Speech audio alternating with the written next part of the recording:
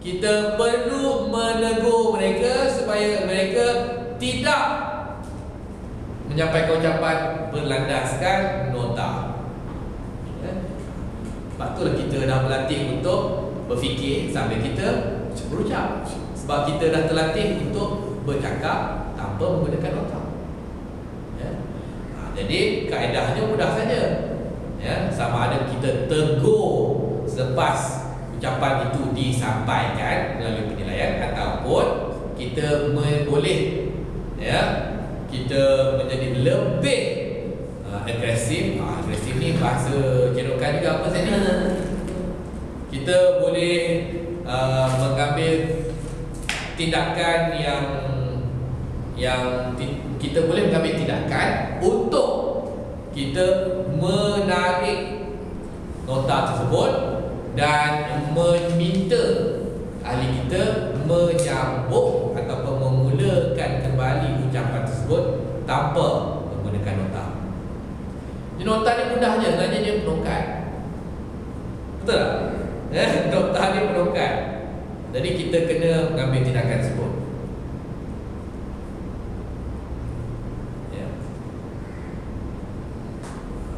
Dan kita nak tegur tu, cara kita nak tegur tu kemudian lah saya tunjuk caranya nanti Tapi kita perlu ambil tindakan untuk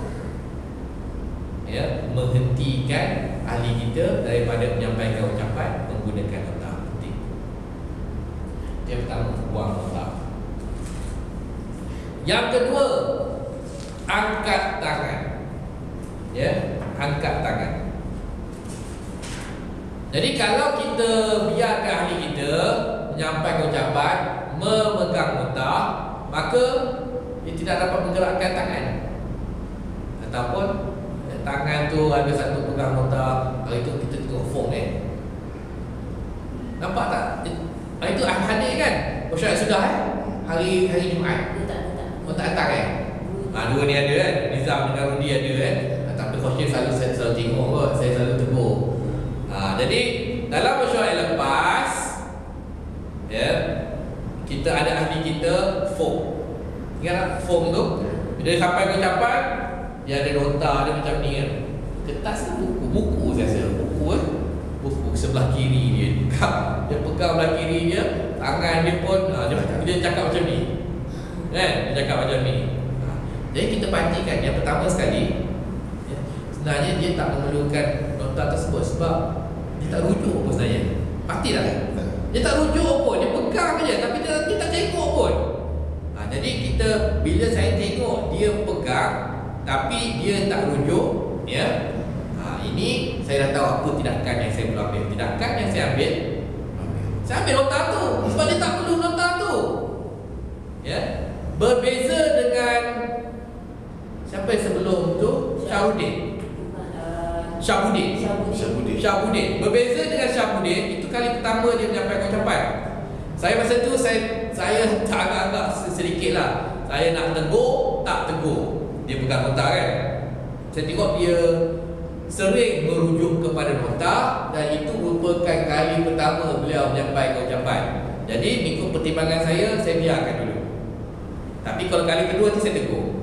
Saya biarkan dulu Kemudian lepas tu form. Bila form tapi harapan saya tegur, saya tarik nota tu. Nak tak nak saya tarik. Sebab dia tak merujuk, dia tak perlu. Takut Syahbudin tu terus terkedu. Dia tak tersedia kan? Terus takut dia. Jadi ini kita kena pandai lah membuat pertimbangan tersebut. Tapi kita kena berani ambil tindakan. Jangan kita takut. Jangan kita teragak-agak. Jangan kita takut mengambil tindakan tersebut. Form tadi saya rampas nota je. Rampas Kalau saya tak agak-agak, minta maaf lah.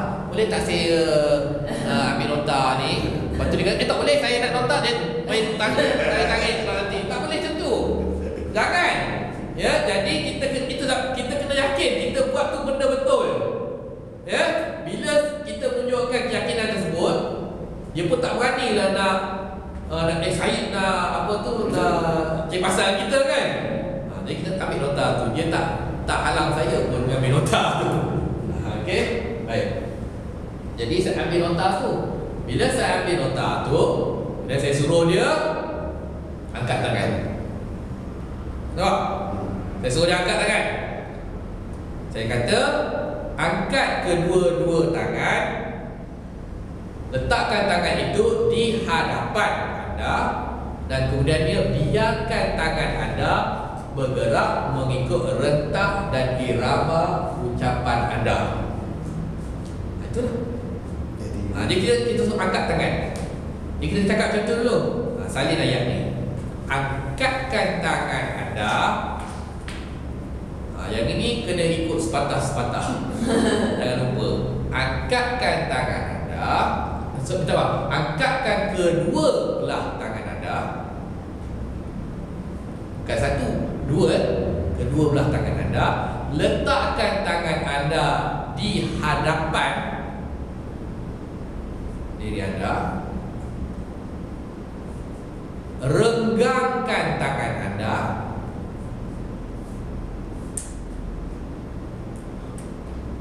Dan biarkan tangan anda bergerak mengikut rentak dan irama ucapan anda. Itu je.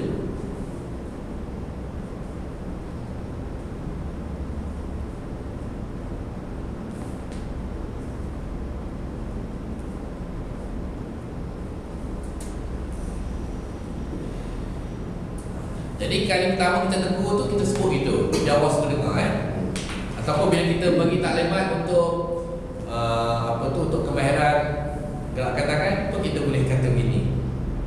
Tapi seterusnya bila saya tegur phone, saya tak cakap angkat kedua belah tangan, letakkan tangan kedua tangan di hadapan anda, renggangkan tangan, biarkan tangan anda untuk bergerak mengikut rentak dan irama. Tak perlu ulang balik semua tu. Lepas tu saya tegur angkat tangan, dua-dua tangan, angkat tangan. Kadang saya tak cakap, saya di belakang, saya tunjuk. Dia tahu dah. Ingatlah. Ini yang satu tu saya tegur, satu tu saya gunakan isyarat tangan je di belakang. Saya tidak mengganggu. Tapi kalau ketara, saya ganggu, angkat tangan. Ada kadang-kadangnya saya tampil ke hadapan, saya pegang tangan pun ada, angkat tangan.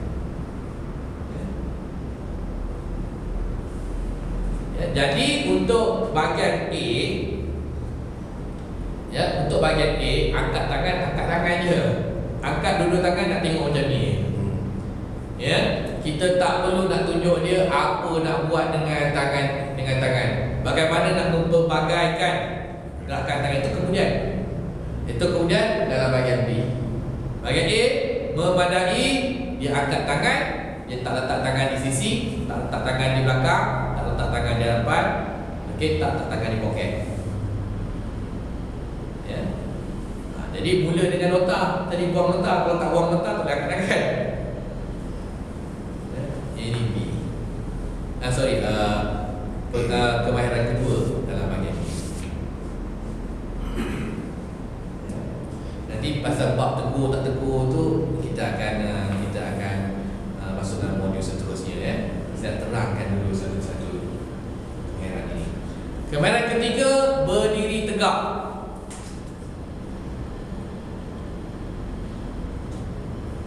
Berdiri tegak Maka berdiri tegak ni jadi kita kena pastikan acuannya, kita kena pastikan ahli kita bila menyampaikan ucapan dia berdiri tegak, tidak bergerak ke kiri ke kanan dan sebagainya. Dia kena berdiri tegak. Kerana jika dia tidak berdiri tegak setempat, asyik berjalan-jalan tanpa tujuan, berjalan bergerak tanpa tujuan, ia menunjukkan kepada hadirin, membayangkan kepada hadirin bahawa pembidato tersebut sebenarnya ada darah gemuruh. Gerakan kaki yang tidak terkawal menunjukkan darah gemuruh.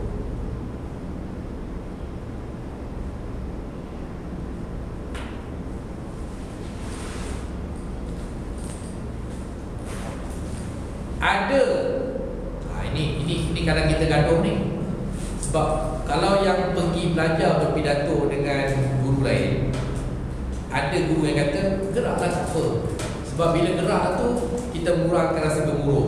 Kalau tak gerak tu saja lagi kita rasa gemuruh. Tapi yang penting tu kita nak menguasai diri kita supaya kita tidak menunjukkan kepada hadirin bahawa kita ada darah gemuruh.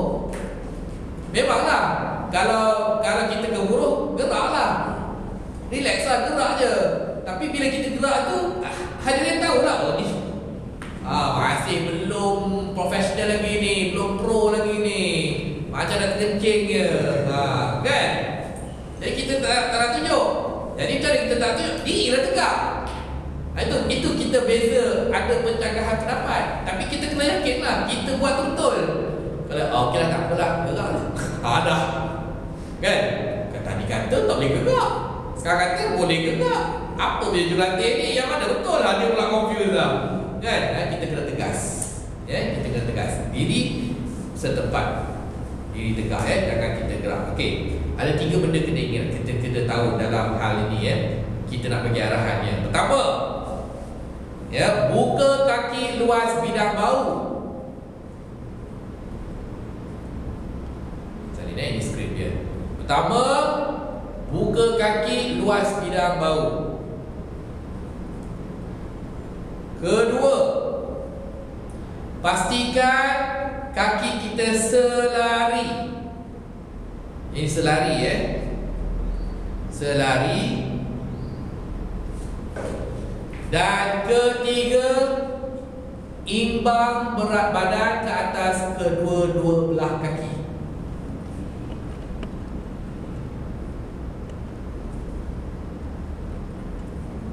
3 perkara.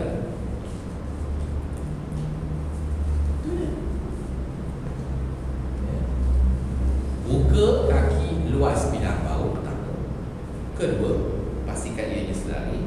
Ketiga, imbang berat badan ke atas kedua-dua belah kaki. Kalau kita tidak buka luas bidang bau, kita susah untuk mengimbang badan kita. Kalau kita buka besar sangat, susah nak kita cakap macam ni sikit. Macam cowboy pula kan. Kalau kita tidak pastikan bahawa kaki kita selari, satu kaki di hadapan kita, maka kita akan gerak ke hadapan ke belakang begini. Pernah tengok kan? Masalah sebab kaki tak selari. Kalau kaki selari, susah nak buat. Akhir sekali, imbang berat badan kita. Yang ini tidak.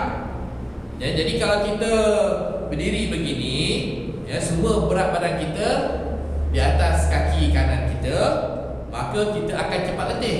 Bila kita letih, tukar ini pula.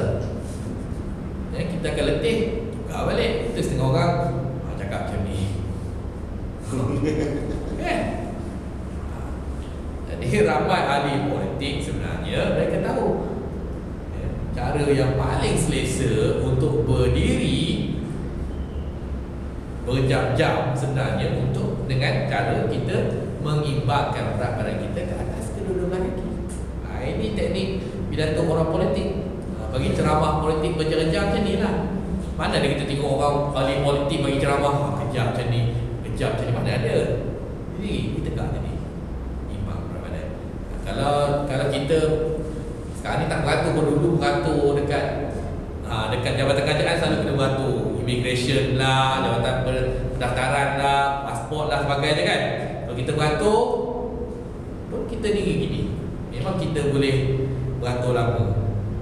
Ini kalau mula melentok macam ni, mula cari dinding pula kan. Cari dinding pula nak sadar pula kan. Letih kan. Tapi cuba diri tegak, imbangkan berat badan kita, kita boleh diri dengan lama. Mudah je. Jadi kalau tak diri tu, kita tegur diri setempat, jangan gerak. Yang kali pertama tu kita cakap, pertama, buka luas bidang bau. Kedua, pasti